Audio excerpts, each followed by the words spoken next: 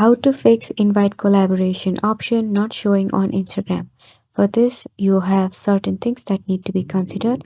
First and foremost, if your account is on private, then it won't have the option. So for that, you just have to go to your profile and tap on settings.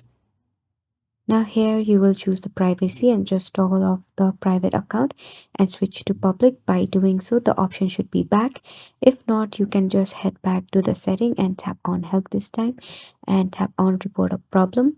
Here just cancel the shake phone and just tap on report a problem and tap on don't include and continue. A default screenshot will be added. You can just let it be or remove, or you can even upload the screenshot of the problem on your own, or you can just type it something like this that I'll be typing.